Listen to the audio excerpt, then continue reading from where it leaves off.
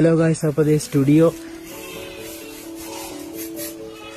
തീവ്രവാദി നീയായിരുന്നു ഗൈസ്. അപ്പോൾ അനിയൻ സ്റ്റുഡിയോയ്ക്ക് ഒരു സ്പ്രേ പെയിന്റ് അടിക്കുവാണ്.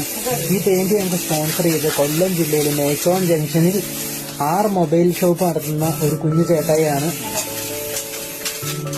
ഒരുപാട് താങ്ക് യു ചേട്ടായി. അല്ലേടാ ഗൈസ്? എടാ ഇറക്കി ഇനി എന്നാക്കെ ഇതിന്റെ സെറ്റപ്പ്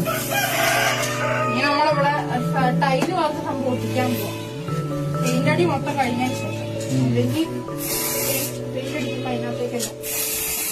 ഓക്കെ ഗായ്.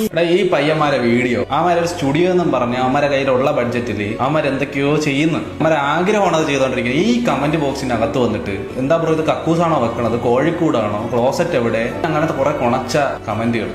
ഈ സോഷ്യൽ മീഡിയയിലത്ത് പൊട്ടത്തനം കാണിച്ചുകൊണ്ട് നടക്കുന്ന കുറെ ടീംസ് ഉണ്ട്. അലൻ ജോസ് പെരേര, മിഥുൻ അണ്ണൻ, ഇവനെയൊക്കെ പോയി നിങ്ങൾ ചൊറി. തുടക്ക സമയത്തിൽ എനിക്കും ആഗ്രഹമായിരുന്നു ഒരു നല്ലൊരു സ്റ്റുഡിയോ കാര്യങ്ങളൊക്കെ വേണം. നമ്മൾ ഉള്ള സാധനം കൊണ്ട് ചെവറിൽ സ്റ്റിക്കർ ഒട്ടിച്ച് വീഡിയോ ക്വാളിറ്റി കിട്ടാൻ വേണ്ടി ബാങ്കിലോട്ട് തുണി വലിച്ച് കെട്ടി ഇങ്ങനെയൊക്കെയാണ് നമ്മൾ ചെയ്തുകൊണ്ടിരുന്നത്. അപ്പോൾ ഓരോ ആൾക്കാരെ നിങ്ങളിങ്ങനെ പുച്ഛിക്കുമ്പോൾ നിങ്ങൾ എന്താണെന്ന് ആദ്യം നിങ്ങൾ നോക്കണം. ചിലപ്പോൾ നിങ്ങൾ കുറെ പൈസ ഉള്ള ആൾക്കാരായിരിക്കും, നിങ്ങളുടെ കയ്യിൽ കുറെ വരുമാനമുള്ള ആൾക്കാരായിരിക്കും. പക്ഷേ എല്ലാവരുടെ ലൈഫും അതുപോലെ അല്ല. കുറെ കമന്റ്സ് കിടക്കുന്നുണ്ട് ആ പിള്ളേരുടെ കമന്റ് ബോക്സിൽ. അവന്മാരാണെങ്കിൽ ആരെ പറഞ്ഞാലും ഒന്നും തിരിച്ചു പറയാത്ത പയ്യന്മാർ.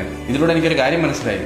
നമ്മളെ അടിച്ച് റീച്ചാക്കി മേളിൽ കയറ്റി വെക്കുന്ന ആൾക്കാരെ തന്നെ ഒരു സമയം നമ്മളെ തറയിലിട്ട് പട്ടിയെ ചവിട്ടും പോലെ ചവിട്ടും.